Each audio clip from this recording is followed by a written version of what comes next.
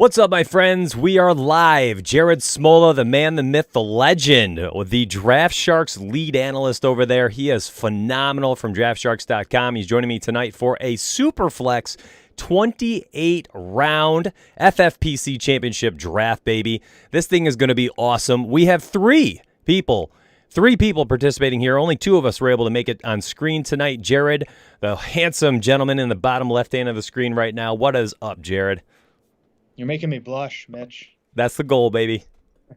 So this is super interesting. I mean, FFPC, for starters, if people aren't familiar, it's 1.5 points per reception for tight end.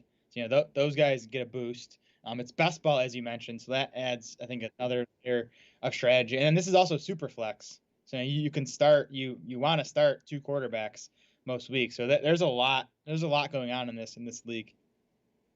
Yeah, it's going to be extremely interesting. In fact, I'm going to be completely honest. I've done a bunch of best balls before. I have never done a Superflex draft, so I'm very intrigued to see kind of where these quarterbacks are going to be going in the beginning of the draft as well. If they're going to be getting picked like crazy here in the first few rounds, probably will blow up my entire strategy and I'll look like a fool by round 5. But I'm hoping I'll be able to adjust quickly. Now, one of the other analysts, Adam Krautwurst, you can find him on Twitter as well. I'll bring up his Twitter here, and I'll bring up Jared's here in a few minutes as well. He is picking out of the 1.01 spot tonight. The lucky guy here with the first overall pick. Jared and I were both discussing off screen here. We both think he's going to go with CMC to begin, but I'll never be shocked by Adam throwing everyone a curveball here with the first pick. If he's feeling funky tonight, who knows? I'm very intrigued to see what happens there. I am going to be drafting out of the 5 spot tonight, and we have Jared all the way over here at the 10 pick. At SmolaDS is his Twitter, and we are about to go live in 5 seconds. I have a draft board here that you'll actually be able to see as the picks are being made. They will fill in all of it. We have some great sound effects here, and the race is off. So as soon as these picks are made, you will also see them fill in on the draft board itself. I think this is a really, really cool page. You can see the first couple picked it. He did it. He did it. Adam did it. Of course he freaking did. You are up next. Hey, what? Is that correct? Is that actually live? Josh Allen with the 1.01. I freaking love this guy. CMC with the 2 at the 2. Patrick Mahomes went 3rd here with America's team, whom looked like is someone you knew, seasoned FFPC veteran. Yeah, America's team. I've done a lot of. I don't know him personally, but I just know the team name. I've been in plenty of drafts with him. The guys picking at the 8 spot, Chasing the Helmet. They're FFPC veterans, high volume players. They have a podcast. I was actually a guest on their podcast last week. Really good stuff. I would definitely check out that pod again. They're picking at the 108, so they'll probably be sniping me plenty in this draft. That makes me kind of nervous. I don't like knowing I'm in here with the big boys, the best ball veterans here on FFPC. Matter of fact, the guy who took Josh Allen first, I will never make fun of him, as a former top 5 finisher in the championship. All right, I am on the clock here. I don't want to screw up with my first pick ever here on the FFPC. I'm going Delvin Cook. I'm not even going to think twice. I'm happy as heck that he fell to me. So I am drafting him, and I'm not getting cute. I think the touchdown equity is there. Touch equity is there. And as long as he stays healthy, the sky's the limit this year. And we're seeing all running backs and quarterbacks off the board until Kelsey goes there at 7. That's sort of why Superflex, I think it's more interesting. I mean, you get in these regular 1 quarterback drafts, and you're going to see, the first 4 picks are going to be running backs, and then 8 or 9 of the first round are going to be running backs. There's just a lot more variety, a lot more different ways to attack these super flex drafts. Again, I think it makes it much more interesting. I'm just still sitting here in shock that Josh Allen went number 1 overall. I'm just really happy about it too. It's nice to see someone just representing Buffalo Bills colors as quickly as they could tonight. I'm not entirely sure if that is as outlandish as I'm making it out to be in a super flex league, as you have just mentioned. When you're talking about quarterbacks being so important, it makes you kind of think that maybe Adam's going to go out there and get another quarterback here somewhere in the mid rounds to just have 2 studs here at the top, and maybe he did it out of fear, and he's just concerned he's not going to get one of the big guns coming back around at that 24th pick. This is one of those learning curves for me. Smola's on the draft clock. I'm going to let him roll. Yeah, I took Alvin Kamara there. Very happy to land him. To me, he's still part of I don't know. I guess Christian McCaffrey's probably in his own tier, but to me, Saquon Barkley, Dalvin Cook, Alvin Kamara are still in a tier together, that tier 2 of running back. I know some people are worried about Alvin Kamara's target volume coming down with Drew Brees out of New Orleans. He's not going to get one of the big guns. I still think coming back. Kamara's role in the passing game had more to do with, it has more to do with Sean Payton designing stuff to get him the ball than it did, Drew Brees kind of manufacturing those targets for Kamara. So maybe it declines a bit, but I still think this is a guy that's going to catch 60, 70 balls this season. So I'm happy to get him there at the 110. Yeah, I mean, especially if he stays healthy too. The sky's the limit for Alvin Kamara. That the PPR equity there is just phenomenal, and I think that he's going to be kind of one of those guys that gets slightly overlooked today because I guess this season, just because of how last year was much more volatile than we all expected. And he still had some really, really good weeks, but that week-to-week consistency just was not there at the level that we all expected, and I think people might be a little gun-shy. There's actually another whom I am probably a little bit higher on, and I'm going to tell you now, whether you snipe me or not, I don't think you would at the next pick, but maybe you do. Ezekiel Elliott, I'm hoping he drops all the way down, and I think there's potential for him to land here right around, I think that is pick 19 for me. I'll be very intrigued to see. I don't know if he would have made it, may or may not have been in a non-Superflex league, but in this Superflex league, it looks like everybody's kind of getting pushed back here because of all these quarterback choices. I think there's a chance I will see him here. At which point I might have to just jump on that. And then again, I'm kind of looking for touchdown equity, and I'll just go from there. And I'm learning on the fly, but holy smokes, I did not expect to see 6 quarterbacks chosen in the top 11. Jared, maybe you can shed some light on this. Is this normal? Superflex being so top-heavy in the first round like that? It is. Maybe this is a tad extreme, but you're going to see those first 5 quarterbacks, Josh Allen, Patrick Mahomes, Dak Prescott, Kyler Murray, Lamar Jackson. Those guys are usually first rounders in Superflex. And I'll tell you, it took me a couple years of playing Superflex to get used to it and get comfortable with taking quarterbacks this high. Because everything we hear is wait on quarterback. But the entire equation changes when you can start 2 quarterbacks. And again, you almost always want a quarterback in that Superflex spot because they're just going to score more raw fantasy points than any other position. Yeah, and I think you kind of nailed it. I think it might just take me some time to get used to this. This is hard to stomach right now. I mean, Trevor Lawrence.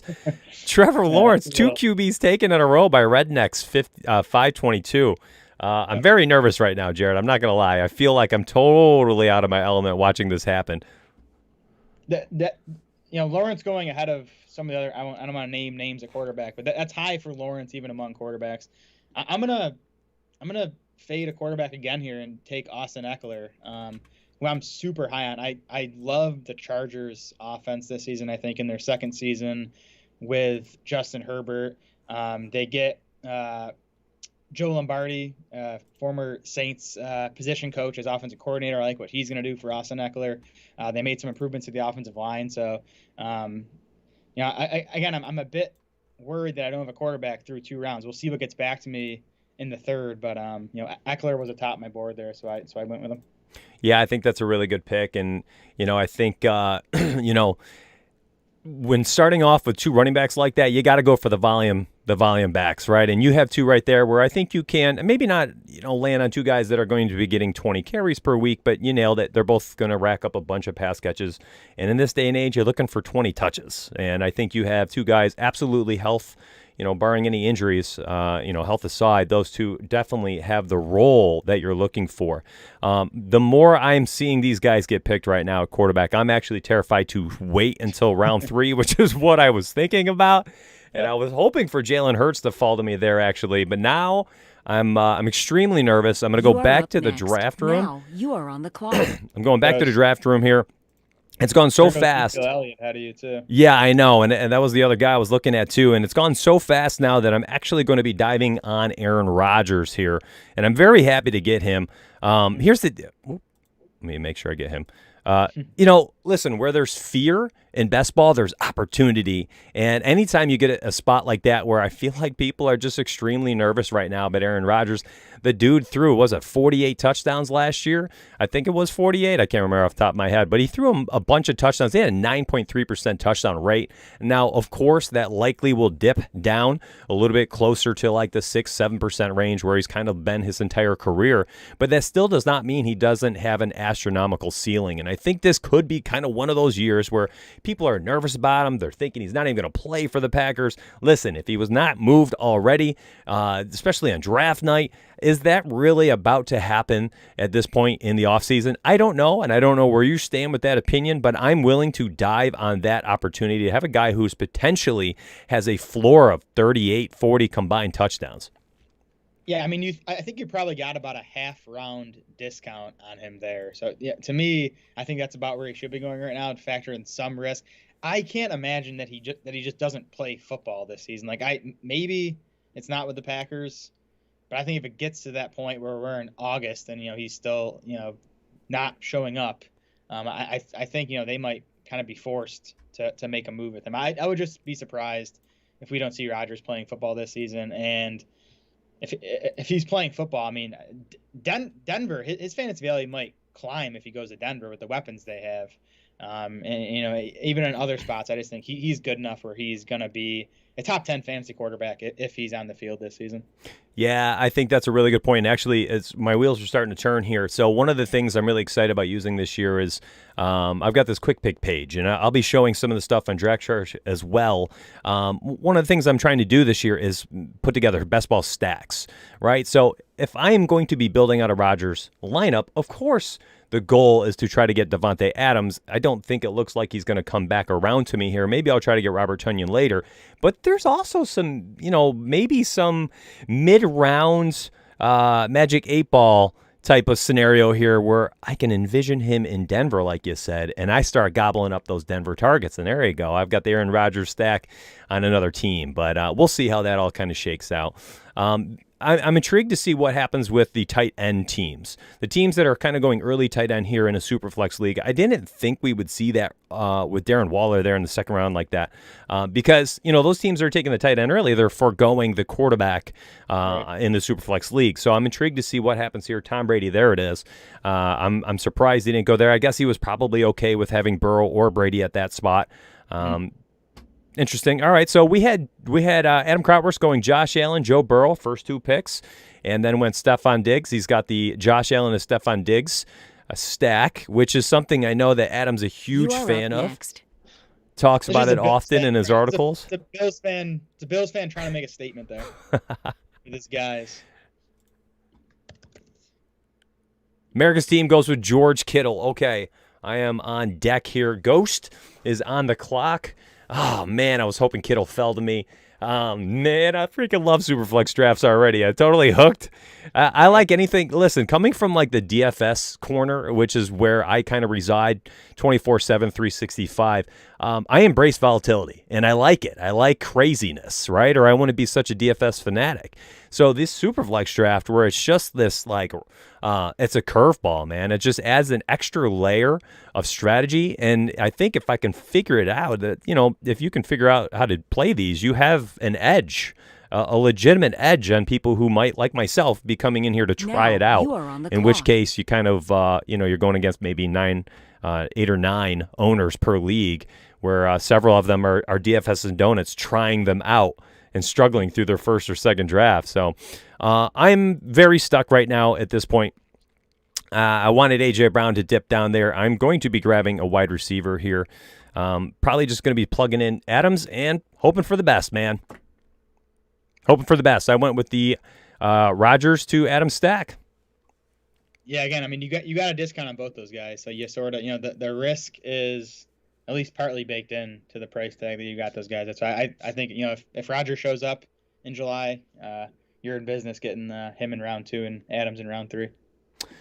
Yeah, and it's Davante Adams, maybe your projections are different, but I would imagine he would have been the first wide receiver taken this year if there was no concern over Aaron Rodgers, in which case, I've got the number 1 wide receiver at the 4th wide receiver picks. So I'm right there with you. You got to have nerves of steel to take certain picks in some of these drafts. But you play to win them, right? I mean, first place is what we're going for here, and the rest is irrelevant for the most part. Otherwise, what are we doing here? So Rodgers, Adams, lead me to the promised land, baby. Smola, what are you looking at here? Who are you hoping for coming back around to the 10th? Yeah, I'm wondering if anyone we're drafting against is listening to this. I don't know if I want to, be naming names. I tell you, there's one quarterback left that I would probably take if he gets to me. If not, I might pass on the position again, which would be scary. Okay, I'm on the clock. My quarterback did not go. Okay, Joe Mixon was a guy I was eyeing. Super high on Mixon. I think he's going to get the volume. I think that offense is going to take a step forward in Burrow's second season, adding Jamar Chase. So, like that Mixon pick, was sort of hoping he'd make it to me. I think so. I'm looking at the guys behind me. So Team 12 didn't take a quarterback. I would assume he's going to take at least one, if not two here. I'm just going to lock up Matt Ryan. I think there's a bit of a teardrop behind him at quarterback now. So I'm just going to make sure I get, that one solid locked-in starter at quarterback. Any fear over Julio Jones exiting? A little. I mean, that would definitely hurt. I still think Calvin Ridley and Kyle Pitts, I think Matt Ryan would be just fine. I love the addition of Irf Smith there too at head coach. I thought, with Tennessee the past couple seasons, he was one of the best play callers in the NFL. So I think the offense is ready to take a step forward with an upgrade in play calling. Well, I'll be intrigued to see what you do at the turnaround here. I feel like I have an inclination of what's next, but we'll see here. Justin Herbert and Trevor Lawrence both went to Rednecks with his first two picks. I'm intrigued to see if he goes with zero RB here at the third spot or diving on the new trend, zero wide receiver, which I'm seeing get floated out there. There it is, DeAndre Hopkins. He ends up getting chosen as the fifth wide receiver. We've got Team Buck here, 2 picks at the 12 spot. Likely quarterback, wide receiver, maybe some type of stack scenario. I don't know. The super flex adds another element there. I mean, truly, he can have 3 stud horse type running backs if he wants, if there's any left. I have to look at my actual draft board here. Matter of fact, let's take a peek there. He went with, did he make his choice? Nope. Let's take a peek at the running backs right now. DeAndre Swift, Najee Harris, Clyde Edwards-Helaire here, and he did. He took Najee Harris there, gobbled up a third running back in his first 3 picks, and man, he has some workhorses there. This guy is set. Yeah, that is that is a lot of potential touchdowns. I think Jonathan Taylor last year, what he have, 11, Derrick Henry 17, Najee Harris. I know I sent out a tweet the other day saying, his touchdown prop, I think I saw somewhere was like 9.5. I said take the over, 10 easy, and you had retweeted that saying something even better. And Najee Harris, sky is the limit, or what are we thinking this year for Najee? Yeah, let me make my pick. Yeah, go ahead. And then I'll talk about Najee because I have a bunch of thoughts on him. So I'm looking at the quarterbacks. I mean, and there's going to be another 6-7 go before my next pick, but I think I'm going to pass because, again, I think there's a bit of I see a bunch of guys in a similar tier now. So if I can get 1 or 2 of those on the way back, I'll be happy. So I'll tell you, I'm down to Justin Jefferson as my wide receiver 1. Or Clyde Edwards-Helaire, and I'm gonna go with the running back. I like getting high-end running backs in best ball, and then sort of using the kind of quantity over quality at wide receiver. Just drafting 9, 10, 11 wide receivers, and because it's best ball, I don't need to pick when to start them. If my 8th wide receiver just happens to catch a 40-yard touchdown, he's gonna be in my starting lineup that week. So that's kind of the general strategy I like in best ball, whether it's super flex or one quarterback. Yeah, I think it's phenomenal pick too. I think that he's somebody he's just being overlooked a little bit this year, and everyone just kind of looked at that rookie season and they've said, okay, that is what he is and that is his role. But from year to year, we know that's not how the NFL works. And for all the excitement that was there last year, I find it kind of alarming that the entire industry, a lot of the industry has looked at that and just said, well, this is who he is. This is everything now forever. And that's not how the NFL works. And I would not be shocked to see, CEH come in there and do exactly what we all thought he'd do last year and do it this year. So that'd be intriguing. I got 2. I'm up here in 2 picks. Justin Jefferson just went to money shots. at the comeback here in the fourth you are round. on the clock. DK Metcalf went next. That one hurt. All right.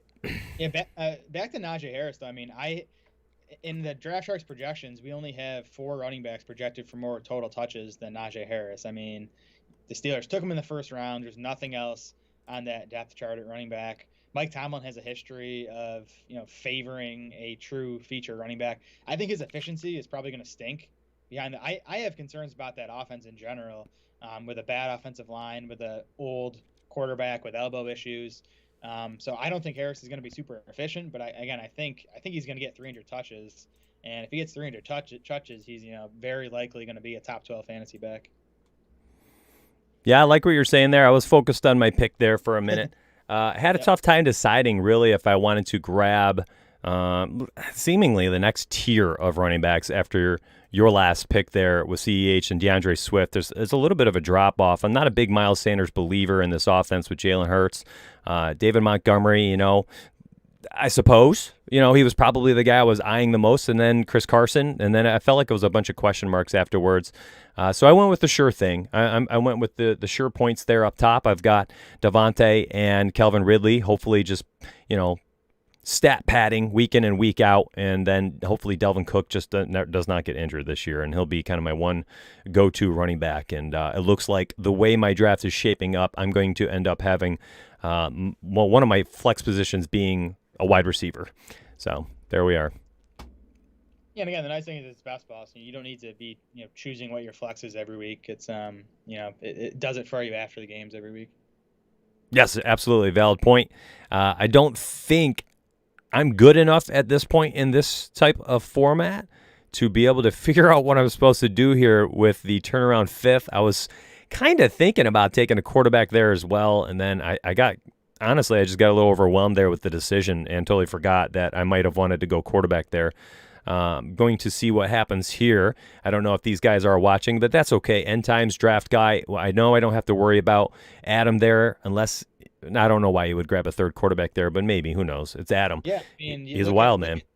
You look at Team 8 again, chasing the helmet. Those guys know what they're doing. Mm-hmm. They took 3 quarterbacks in their first 4 picks. I mean, they're making sure that they're going to get 2 solid point totals out of their quarterback every week. And I'm sure they're done at the position now. I would guess maybe they try to get a 4th, but now they can just sort of start attacking every other position. Yeah, it's a good point. I actually had overmissed that. And Jason Helms, the other FFPC veteran you were talking about earlier, and extremely nervous at this point. Miles Sanders goes there to Adam, and I'll see what he's going with here with his next pick. I'm going to start taking a look here at my next selection here. Yes, I mean let's see, 1, 2, 3, 4, 5, 6 out of the 12 teams took 2 quarterbacks, at least 2 quarterbacks with their first 4 picks. And I don't think that's out of the norm. I think that's about what you're usually going to see. So. Yeah, I'm loading up my queue a little bit here with some of the guys I'm interested in. David Montgomery, Josh Jacobs, Chris Carson. Again, I'm just, I'm hoping for touchdowns, right? I just want these guys. I know they all have red zone opportunities. I'm not too concerned about any of them losing carries in the red zone this year. It feels weird to do this, but I'm kind of looking at Carson Wentz here as my second quarterback. I believe in him this year. I've always been a Wentz fan. Last year sacked 10.3% of all his dropbacks. That was his a high. It was a career high for him. Awful year. But he's got some weapons around him, some really young wide receivers, and a phenomenal offensive line. Great quarterback. Great quarterback play calling. It's a quick passing offense that Frank Reich runs. And I think that Wentz, this is the type of offense that I think he can shine in. So I'm hoping he does drop to me at this pick. And I'm probably going to roll out Carson Wentz. Next. And if he does get chosen, I'll probably go with one of those running backs. Oh, man, America's team must be listening. No way. Did he do it? I wasn't paying attention. Oh, brutal. I'm going to have to really start muzzling myself before my choices here. Hot dang.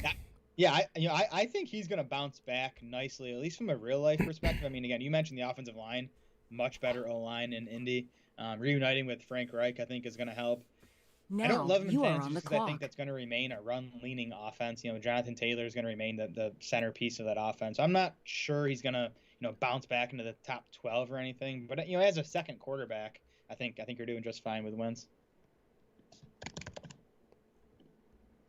And you are on the clock. I know. I just hovering my mouse right over Baker Mayfield, feeling like I'm supposed to have a second quarterback at this time. Here we go. I went Baker. That's what gets tough. Like, having to take Baker Mayfield over some of the wide receivers staring you at the face. Like, it doesn't feel right. But I think you gotta make that adjustment when you get to these super flex leagues. Yeah, I had exactly what you were saying in the back of my mind. You've got all those wide receivers, and week in and week out, you see these number 2s, these number 3s on an offense who, they get 4 catches for 80 yards and a touchdown. Might be doable to slide in there as, a second or third wide receiver for the week, and you still have a great second option at your quarterback instead of, rolling out, I don't even know who's left, rolling out, Cam Newtons and players like that at the end. Yeah, it is getting thin. It is getting thin at quarterback. Yeah, very quickly. So here's Chasing the Helm, FFPC vet, coming back around. Does not have a wide receiver yet. I'm intrigued to see what he does here. I got one name queued up. I'm hoping gets to me. And there he go. Wow, there he goes. So Chasing the Helmet took 4 quarterbacks in their first 5 picks. That I have rarely seen in Superflex. That's interesting. And I was hoping to get Trey Lance.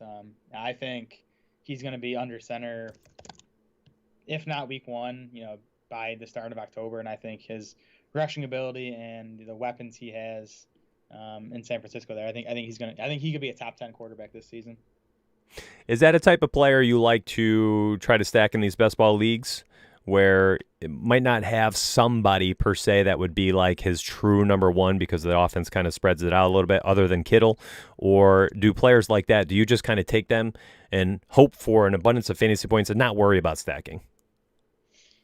Yeah, I don't worry about stacking too much in these leagues where I'm just trying to beat 11 other people. I think in the best ball tournaments, like the Underdog Best Ball Tournament, I know DraftKings is doing one this year. That's where you really want to make sure you stack, because there you're trying to beat thousands of other teams.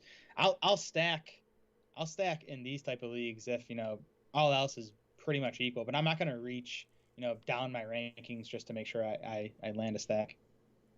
That is very, very valuable information you just gave my viewers, especially anybody who's coming here from my DFS following, who's checking out some best ball drafts for the first time ever, and definitely checking out the FFPC for the first time. And one of my favorite parts of what you just said, it's very strategically based on what type of contest you're entering, which is very much a DFS principle. You can build certain types of tournament lineups totally different based on however many entrants are in each contest. And that's exactly what's kind of Jared had just alluded to. This is a 12-man league. This is not a massive tournament against thousands of people, where Jared does not need to necessarily worry about that correlation to outscore all these other teams. He just needs to outscore 11. So correlation is not at the top of his priorities when he's making these picks. Thank you very much for noting that, Jared.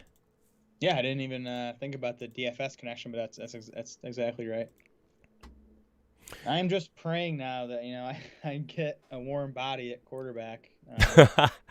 So I passed again in the 5th round. Man, I got sniped again. I wanted Ryan Fitzpatrick. Okay. I hate Ben Roethlisberger this season, but I mean, he's obviously locked in as Pittsburgh starter as long as he's healthy. So I'm just gonna take him here. Just to get a body at quarterback. Yeah, I mean, I don't mind that pick at all. He's going to have a couple of those weeks where I think even if it's garbage time or not, he's going to go out there and chuck 4 touchdowns. He's got all those wide receivers. He might not even have to do the work. They can just take it the distance, truly. Yeah, the weapons are awesome. Again, I have concerns about him. I have concerns about the O-line. I also think Pittsburgh was so pass heavy last season. I think partly by design, but partly because the running game was so bad. Now they draft Najee Harris. They bring in a new offensive coordinator in Matt Canada. So I think it's going to be a run heavier offense. Not run heavy, but I think they're going to lean a bit more towards the run this season. I'm intrigued to see what happens here. The way I'm seeing everybody go with 3 quarterbacks, I'm hoping money shots and Carolina Cowboy, whether they're listening or not. Well, Money Shots does not have a quarterback. I imagine potentially going there right now. I'm intrigued to see what Carolina Cowboy does. Next. I have a couple I'm eyeing right now, so I think I'll be okay no matter what, unless they both take quarterbacks. Okay, Kyle Pitts goes there.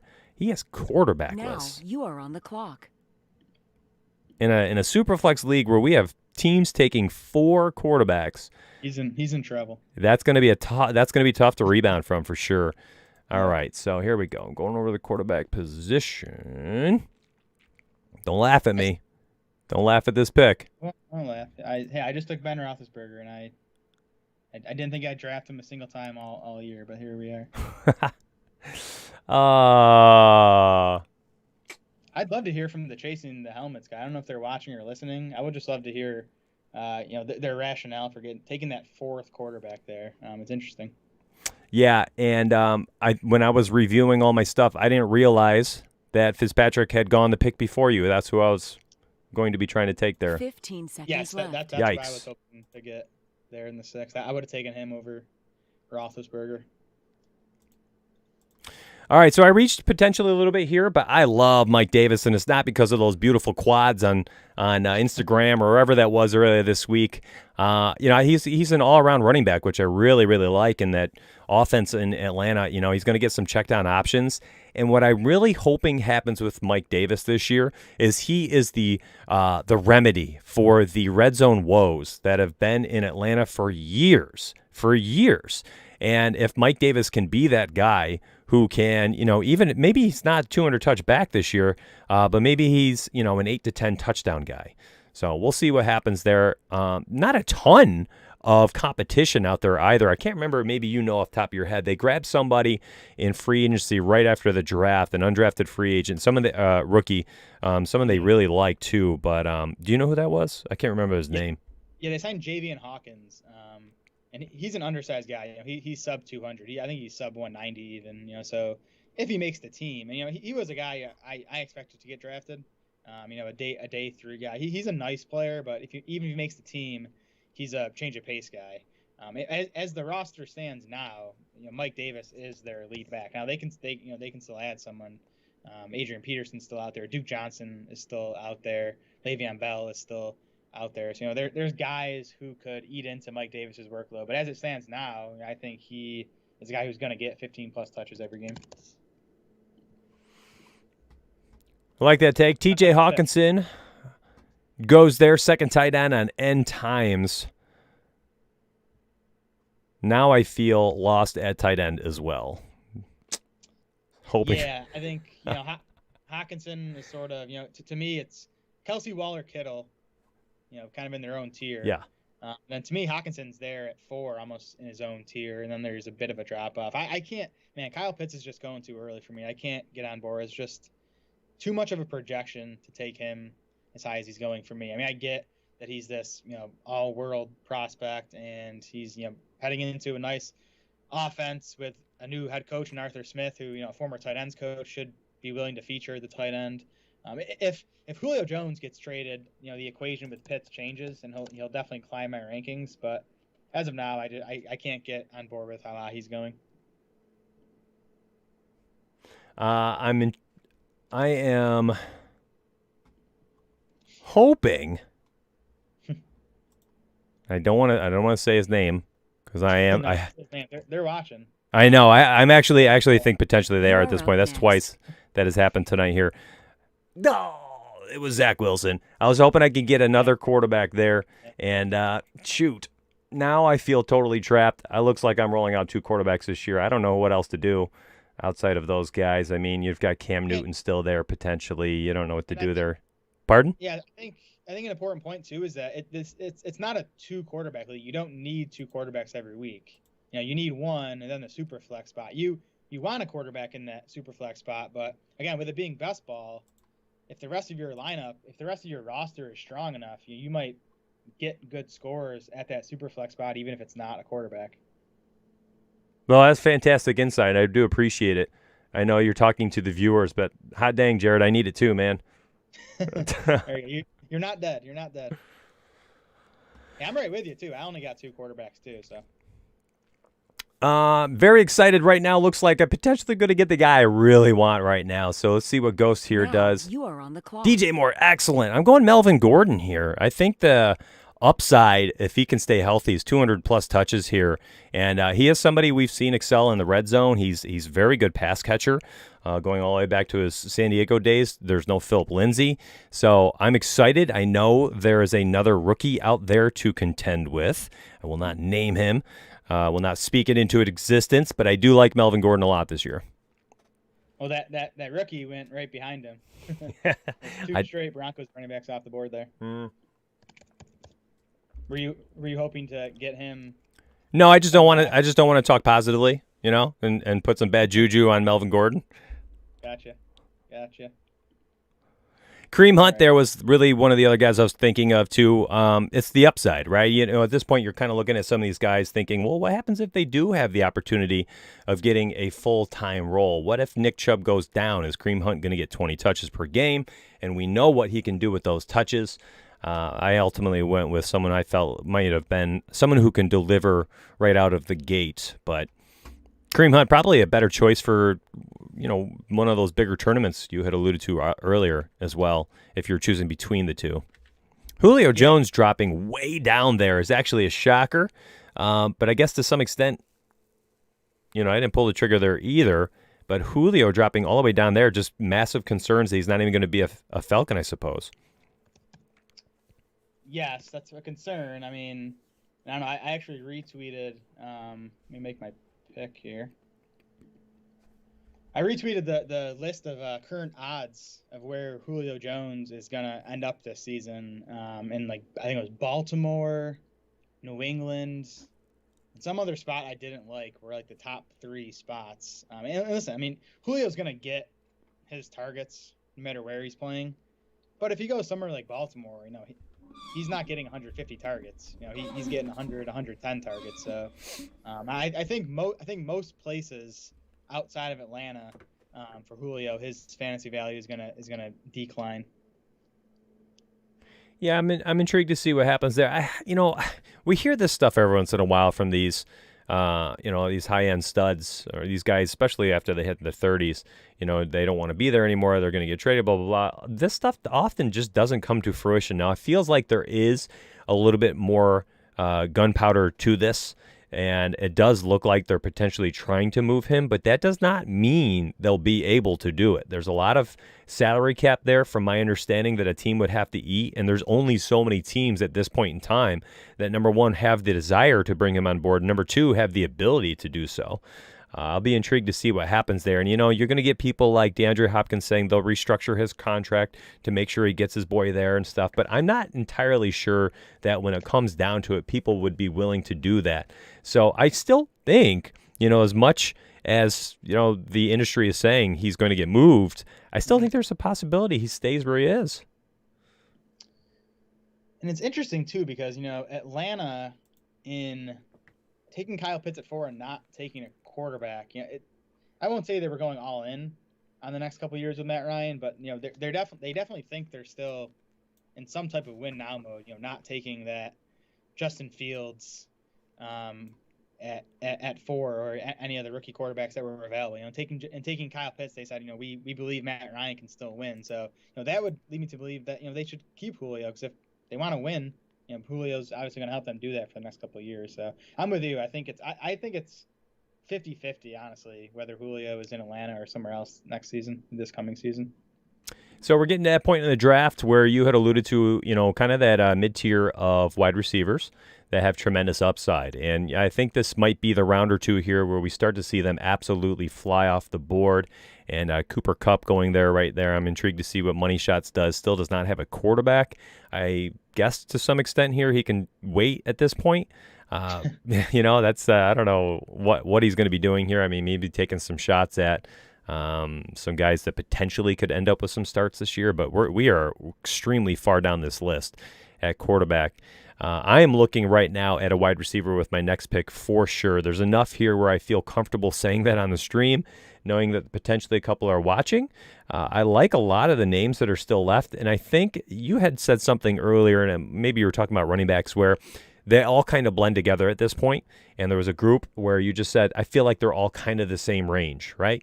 I feel like that's where we are at the wide receiver position as well. You have a handful of guys, probably 6 to 8 of them, where the range of outcome is similar. You have a lot of these guys that could have tremendous, top 20 seasons here, and then also guys who could dip out of the top 40 if things don't go their way. T. Higgins just went. And I am going big man, Kenny G. Okay, there you go. Got paid.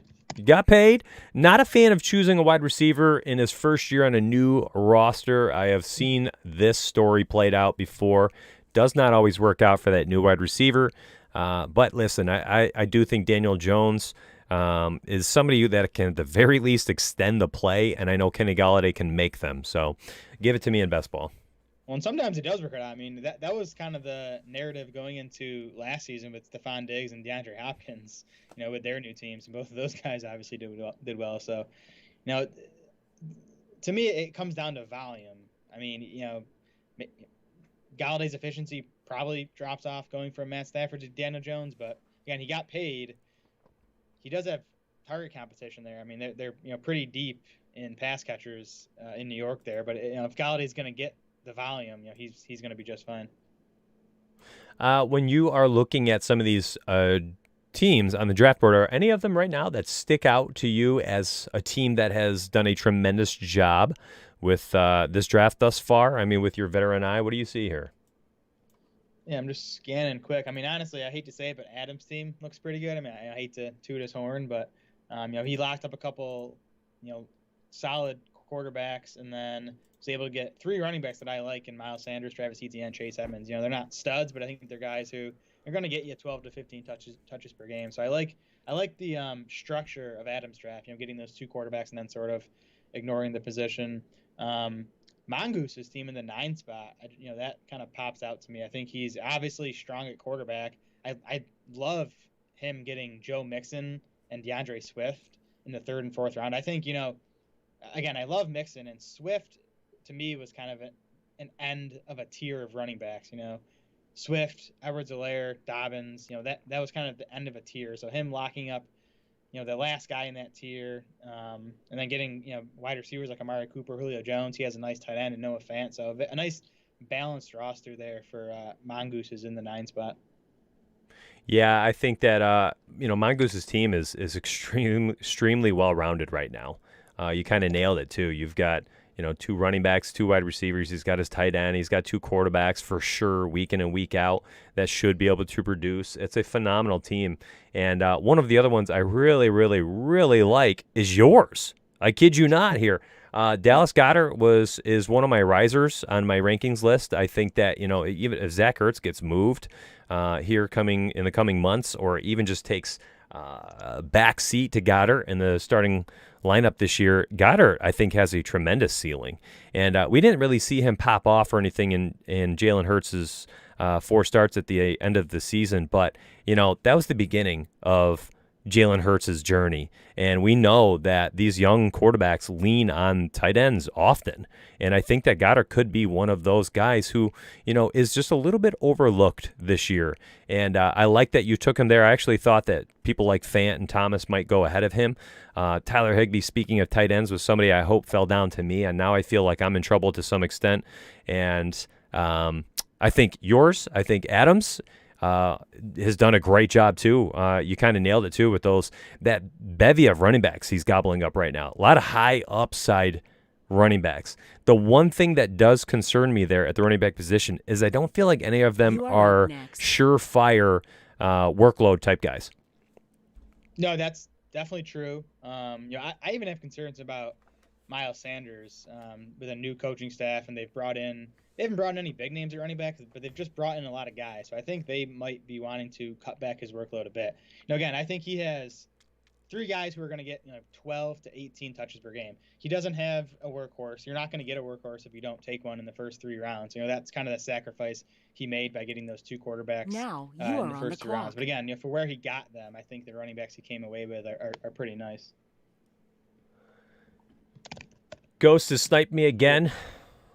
No way. When Robert Tonyan was going to grab him to continue to stack up the Packers offense, who I'm a big believer in this year. I'm not concerned whatsoever. And I was hoping for, listen, if it wasn't Devontae Adams getting the touchdowns, it was going to be hopefully Robert Tonyan receiving them. Now I'm going to be kind of firing off some darts here at some of these other players like Irf Smith and Evan Ingram, Mike Gesicki, Hunter Henry. I'm going to go Irv Smith here. He was I believe, finished, he was the tight end 3. Only 2 guys, Darren Waller and Travis Kelce, had more fantasy points than he did over the final 4 weeks of the season. Can he carry that into 2021? I don't know. Do you have any prospects on Irv Smith being able to kind of deliver top 10 production this year, or what are you thinking? I like him. He's 11th in our FFPC rankings on Draft Sharks. Love the talent. Loved him coming out of Alabama. Has done well. I mean, we know it takes tight ends a few years to get going in the NFL. So what he's done his first 2 years has been very promising. And now Kyle Rudolph is out of the way. That should free up some targets. Really, it's Jefferson, Thielen. They don't have a third wide receiver. Irv Smith's going to be that third wide receiver in Minnesota this season. So I think it's a great pick. I actually like Irv Smith better than Robert Tonyan. No kidding. Wow, that makes me feel better. I had him at 13th, so you guys having him at 11 makes me kind of want to adjust mine immediately. I'm not going to lie.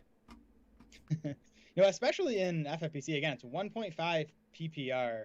Tonyan is more of a touchdown guy. He's not a big volume guy, so he actually takes a bit of a dive in our FFPC rankings. Is there anybody at the tight end position this year that you think has just kind of that upside where they can kind of come out of nowhere and be a top 10 or at least a borderline like top 12 type starter this year? I just got sniped there on Cortland Sutton, by the way. Ooh, that is a tough one. I'm gonna take Robbie Anderson here. It's probably a bit early, but he's just a guy I think is undervalued. I'm just gonna make sure I lock him up. Undervalued tight ends. A couple of guys I think could break out. One is Adam Troutman in New Orleans. He was either a 3rd or 4th round pick in last year's draft, but the Saints literally traded the rest of their draft to move up and get him. They traded like 3 day 3 picks to move up to make sure they got Adam Troutman. And now Jared Cook is out of the way. He was their lead guy last year. Troutman didn't do a whole lot. He was playing behind Cook, but I think that's another team where wide receiver, it's Michael Thomas. I like Traquan Smith, but then there's not much else there. Obviously, Kamara is going to play a big role in the passing game, but I think there's plenty of targets to go around for Troutman. And then I would look to Anthony Ferkser in Tennessee. With Jonnu Smith gone, with Corey Davis gone, frees up a ton of targets. And another case where it's kind of A.J. Brown and not much else. So Ferkser is another guy who could get a surprising number of targets this season. Yeah, I like the Anthony Ferkser choice there. I saw it might have been something you had tweeted out. They had 207 targets vacated this year with Adam Humphries, Khalif Raymond, Corey Davis, and Jonnu Smith exiting, and that is a lot of opportunity open. And it's not like A.J. Brown is going to all of a sudden just get 200 something targets this year. Potentially, I mean, he could get a high 170 or something, but he himself only had 116. I want to say off the top of my head. I just wrote something up on him the other day, so that number is fresh. But he only had 116 last year in 14 games, so it's not like he was gobbling up a ton of targets already. So that is a ton of opportunity open for someone. And I think that is also potentially why we might see quite the regression from Ryan Tannehill this season. And I know that you echo those sentiments as well. Yeah, I'm kind of, again, I like Ferkser. I like A.J. Brown. Other than that, though, I'm kind of down on Tennessee's offense. They lost Arthur Smith, their offensive coordinator and play caller, who took the head coaching job in Atlanta. I think, I think he was a big reason that offense was so efficient over the past couple seasons. So between losing Arthur Smith and then losing those guys you mentioned, Corey Davis and Jonnu Smith specifically, I think the offense is going to take a step back this year. I was looking at your most recent choice there with Tyler Boyd. I didn't want to overlook that one. I think that's actually kind of a big one this season. When you're looking at T. Higgins, Tyler Boyd, and the new youngster Jamar Chase there, how do you envision the floor and ceiling of these 3 players? Yeah, I have them projected now all within like 15 targets of each other. Yeah, I've been a big Tyler Boyd fan I draft him I think he's been undervalued the past 3 years now. And if you look at his ADP and where he ends up finishing in fantasy points, you'll see that's been the case. Chase obviously brings more target competition, but remember AJ Green, he saw over 100 targets last year and he's gone. So if Chase takes those, he probably takes a few more from Tyler Boyd, but I think Boyd is still going to play a big role in the passing game. They have nothing at tight end in Cincinnati, so you're going to see those 3 wide receivers, soak up 65% of the targets, I think. Yeah, and I think ultimately just the biggest winner is the guy that Adam took, and kind of why I think that Adam is having potentially the best draft so far in Joe Burrow. I think the sky's the limit for this guy who threw the ball or dropped back 46 times per game last year in his 9 starts. That's crazy. That is absolutely crazy. Would have led the league in passing attempts had those stats been extrapolated for 16 starts. And if he gets that opportunity again with all of those pass catchers and Joe Mixon behind him, I mean, shoot, Joe Burrow, I mean, I could see him even sliding ahead of someone like Justin Herbert this year. The only concern is the knee. Mm-hmm. He had the 2 torn knee ligaments, late last season, and everything we've heard has been positive so far. He's expected to be ready for week 1. That's the only risk I think with Joe Burrow. That and that, the offensive line is still a bit shaky, but the weapons are awesome. He's awesome. He brings some sneaky rushing ability, although that might be compromised coming off the knee surgery. But yeah, I mean, if he stays healthy, he should be right up there, for the league lead in passing stats. When you were looking at the kind of the middle round of the running back position, is there anybody who you see here over the last, looks like probably 2 rounds, I'd say, that you think potentially went a little early? Or are they kind of going right where you expect? Most of them, honestly. Like, I think once you get outside the top, 15 or so running backs, there's just a ton of questions with these guys. So I'm really not trying to be taking many running backs in rounds 4 through 8. I do like Trey Sermon, who Adam took. I think upside wise, he has the highest ceiling if he gets that job in San Francisco. AJ Dillon sticks out as a guy who I think went too early. He's going to see some rushing work, but he's not going to do anything in the passing game. That's Aaron Jones. So AJ Dillon went too high for me. Yeah, Jared, could you take a minute or two and you kind of tell any viewers here, especially that would be anybody who's from my camp, just saying, hey, who are the draft sharks? You guys, do you just want to kind of talk about what you and Adam provide for DS and really what you guys bring to the house? And Michael Carter just went to Adam, and he continues gobbling up phenomenal picks. I love Michael Carter this year. Actually, I was going to be taking him here at this next pick. Dang it, Adam. And Adam is one of the Draft Sharks analysts, and you can see exactly why this company is one of the best over the last 20 years in the fantasy football space. And my goodness, these two are putting together quite the drafts right now. Yeah, that's right. Since 1999, Draft Sharks. I have not been with Draft Sharks that long. I've been there about 10 years now. But yeah, I mean, we are 24/7, 365 fantasy football. It's all we do.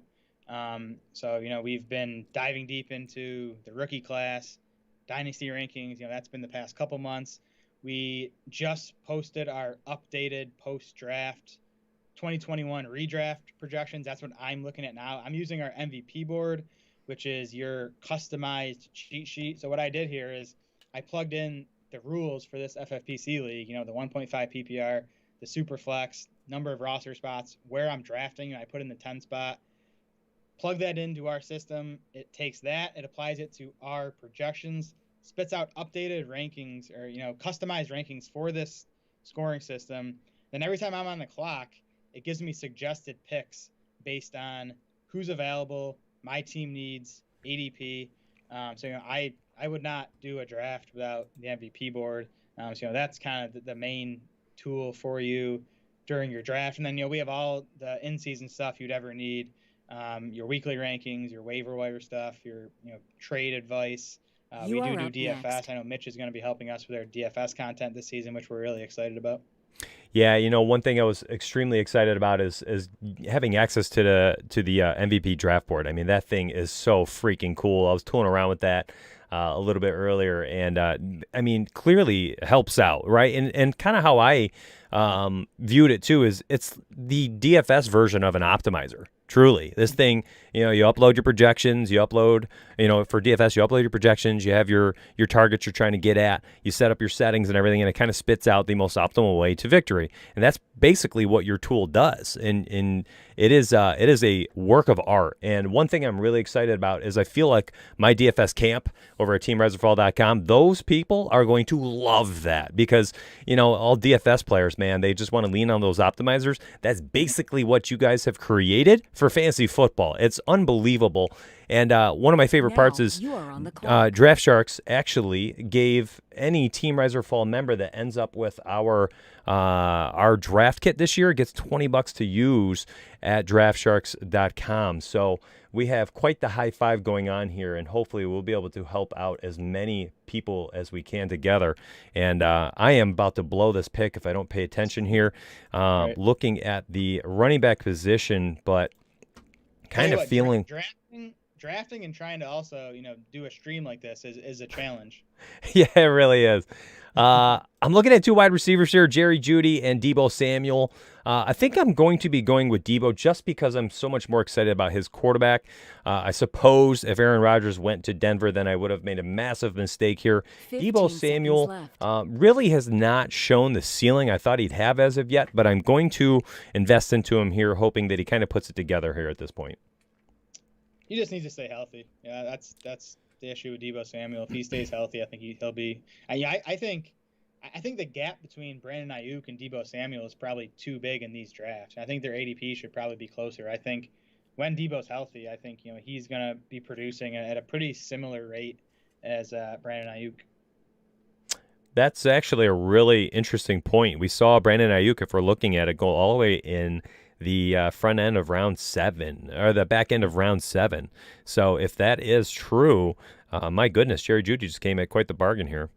It's tough though too when I'm looking at your list. Like I don't think I could have taken him over any of those wide receivers in round 9. Nor in round 8. He's kind of going where people feel comfortable, I suppose. But as you're saying, the gap there, it seems too large. Yeah, the other thing with Ayuk, kind of reason I'm lower than consensus on him is, when Trey Lance gets in there for the Niners, and again, I think that's going to be early on, their pass rate is going to decline. It's going to be a even more run heavy offense. Especially with Lance doing some of that running. That's going to hurt all the wide receivers, and that includes Brandon Ayuk. Yeah, and he, someone who relied heavily on being a PPR machine last year too. If he's not getting that volume, I guess he does lose that value. Good luck here with your. Clock, yeah. Yeah. Good luck with your pick here, my friend. All right, I'm gonna take who I think is gonna start most games. Is he gone? Did I miss him? Teddy Bridgewater did go. Damn. I was going to take Teddy Bridgewater. All right, I'm going to take Laviska Shenault then. I think it's a great choice, by the way. I was hoping to get one more quarterback, but man, quarterback is just dead. You want to talk through Laviska? He's actually one of my favorite kind of mid to late picks this year. I'd love to hear your thoughts about him. I think he could easily be the most productive of Jacksonville's wide receivers this season. That includes DJ Chark, obviously. If you look, Shenault had a much better rookie season than DJ Chark did. And even last year, their production was not too far off, especially later on in the season. Now, the one thing I'm a bit concerned about with Shenault is you hear some of this stuff that, Urban Meyer came in. He wanted to take Kadarius Toney in the first round. When he missed on him, he took Travis Etienne, and he kind of wants to use Travis Etienne as a, slash player, running back, slot receiver type of guy. And if that's the case, Etienne's probably cutting into some of what Shenault, because, that's what Shenault's so good at. He's basically like a undersized tight end. He plays the slot. He's so good after the catch. So I'm a bit worried that Etienne's going to eat into Shenault's workload. But, man, if it's me, I'm getting Etienne and Shenault on the field together at the same time. I think those are the two best skill position guys in Jacksonville now. So I'm happy to get Shenault in the 12th round here, or the 11th round. And in picks coming back around to you. Adam Troutman just went right before you, potentially a stream snipe after you had mentioned him earlier as a phenomenal upside tight end. Let's see what you got going on here. Yes, I was considering. I'm still looking at tight ends here, but I'm gonna pass and take another wide receiver here. I'm gonna take Jarvis Landry, another guy I just think is kind of underrated every year. Just a good volume guy, not a high ceiling guy. He's not gonna give you big spike weeks, but just a guy who's gonna catch you 4, 5, 6 balls every week, which is important in best ball. I think too many times people get into best ball leagues and they just want to take all these super volatile players, and you don't need to do that to win. It's good to have guys that are going to score you 12 to 15 points every week to kind of lay a floor, and then this ceiling guys can kind of stack on top of that. Those are wise words there, and I think part of it is everyone's just looking for the home run, right? Yeah, exactly. You don't need a home run every at bat. Nope, not at all. Up next.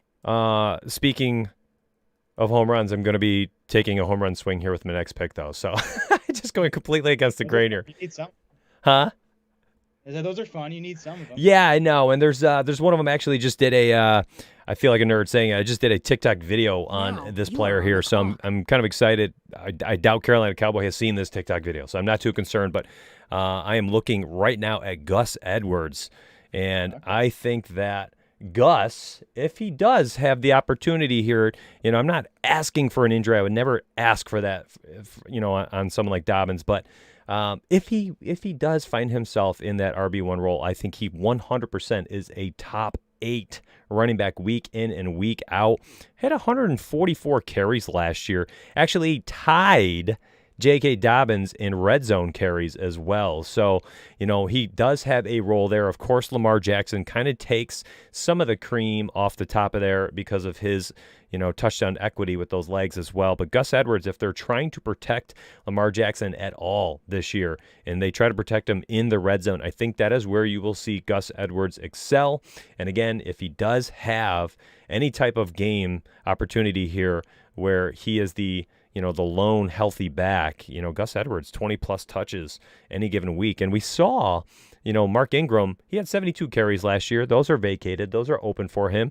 Mark Ingram, I believe, had 14 red zone carries, also open for the taking. So there is a path there where we can see Gus return some RB1 weeks. I love the pick. I think, as you mentioned, he's an elite handcuff. If something happens to J.K. Dobbins, Gus Edwards would be an RB1. And I do think there's standalone value. I mean, Greg Roman uses committee backfields. As much as we want to see J.K. Dobbins get 20 carries per game, I don't think it's going to happen. I think it's going to remain a 60-40, 65-35 split with Dobbins as the lead guy. But Edwards still mixing in for 8 to 12 carries per game. And again, in best ball, the nice thing is you don't need to figure out when to start Gus Edwards. He's on your roster. Those weeks where he gets 12 carries for 70 yards and a touchdown, he's going to be in your starting lineup. I appreciate you sharing the same sentiment as me. Anytime you do that, I feel like it makes me look just so much smarter. So thank you for that. I do see you, chat. I have not been paying attention as much as I do during my daily DFS streams. But Aaron, Toller, T-May, and Robert, what is up? If you guys do have questions during the stream, by all means, just go ahead, fire them off, and I'll let Jared take each one of them, as he is going to be the best person to listen to out of the two talking heads here tonight. So if you have any questions as far as best ball, FFPC strategy, things like that, feel free to fire those off, and I'll be sure to read them off to Jared for y'all. We are coming back around here in the 13th round. There are still a handful of running backs here on the board that I am intrigued in, so I'm likely going to be going there once again, even though there are plenty of wide receivers here with tremendous upside as well. I'm at this point in time, I think I just kind of want to start grabbing as many legs as I can, and just make sure that I have 2 healthy running backs here by the end of this longer season. You are up next. Yeah, it's good. I'm curious to see how the extra week impacts how teams use these guys. Do they try to lighten up loads early on? Are they mixing in more, guys into these backfields? Are they, I don't think you're going to see a case where someone is healthy scratch in the middle of the season just to give them a week off. But it'll just be interesting to see what the impact is of adding that extra game. Yeah, I think maybe some of those veterans they might get a lesser workload in the beginning of the year. I'm not entirely sure it's going to be it's going to have drastic impacts on the game itself or fantasy football. I think the biggest impact is basically just going to be what is each league doing for playoffs and how they're going to be running that out. Are teams going to have bye weeks in the middle of their seasons? Are they just adding an extra game in there? Is there? I've actually seen one rule I actually really think is interesting. I'm taking Alexander Mattison here to lock up the Vikings backfield. I know he had his opportunities last year a few times, let us down in DFS where he had opportunity to go out there and get 20 plus touches and he did nothing. So I don't feel great about it, but ultimately I'm just going for security there in Minnesota. I've seen some leagues actually come up with a rule where they're going to have a week where, the middle of the season where it's just going to be like a best ball week where the top 6 teams are going to get a win and the bottom 6 teams will get a loss. So I thought that was a really interesting idea. Have you seen anything, that kind of stands out to you as the best way or the most optimal way to handle the extra week this year? I haven't. I kind of like the idea of making your league championship 2 weeks. Make that week 16 and week 17 combined. Just total score of those 2 weeks. Because man, you work so hard to get to that final game, and if you happen to have one dud, it kind of sucks that your season ends there. So I think making the championship 2 weeks would sort of it would give you a better idea of who the best team really is if you're playing it over 2 weeks. That's actually a phenomenal point. I had not thought of that. We're starting to see some of these flyers go. We had actually discussed a few of these names off screen here. Corey Davis, one of the guys you brought up earlier. I'm intrigued to see what happens here with him as potentially the new number 1 for the Jets. Michael Gallup still on the board. Marquise Brown there. Some high upside players. is Antonio Brown going to land anywhere? Rashad Bateman, is he going to get selected over Marquise Brown? There's a lot of questions here. Jared, I know these drafts do take quite a while with 28 rounds. I think we have done a really good job breaking down some of the crutch points of the draft, the decision points that you have to make between the quarterback and tight end positions, which I think are big deciders in, how well you're going to be ending up in the standings there for the Ffpc format. Is there any last words you feel like firing off before we bow out, where you feel like somebody needs to hear this? I'm going to make sure they hear it. No, I'm glad you got your feet wet in Superflex. I think it'll take you a few more before you feel comfortable. If you want to do another one of these, I'm always game. It was fun. I appreciate your time, man. You are an absolute stud. I think that you and I should talk about it off screen here at some point, but I would love to have the MVP board up on my end and showing people exactly how that thing works for the next time we do one of these with you, me, and Adam. I think that would be really cool that I can show people exactly just how dope that is, because that is going to be such a value for anybody out there that wants to try out DraftSharks.com and anybody that needs help with the draft itself. I know a lot of people love to research drafts, and then when they get into the thick of the actual draft, they can get overwhelmed. And I know it because it happens to me too. And it happened to me like 3 or 4 times already tonight in this draft alone. And I'm somebody who does dozens of drafts per year, and I still get overwhelmed in the moment. It's silly at this point in 2021 not to use something like that to help you, to assist you with your decisions. So I think we should look into that for a future draft, my friend. Well, that's so true. I mean, I literally do this for a living, but if I didn't have the MVP board in front of me during a draft, I would feel totally lost. It's just so nice to have your rankings, your roster, the suggested picks, the ADP projections, everything you need is right here on one screen. So yeah, we should definitely do another draft and have the MVP board up there so everyone can see it. All right. Well, listen, if you guys ended up seeing this video in mid to late May, thank you much for the support. And make sure you follow Jared on Twitter at SmolaDS. You can find me at DFSnDonuts. And we'll see you on the inside, my friends. Best of luck this season, Jared.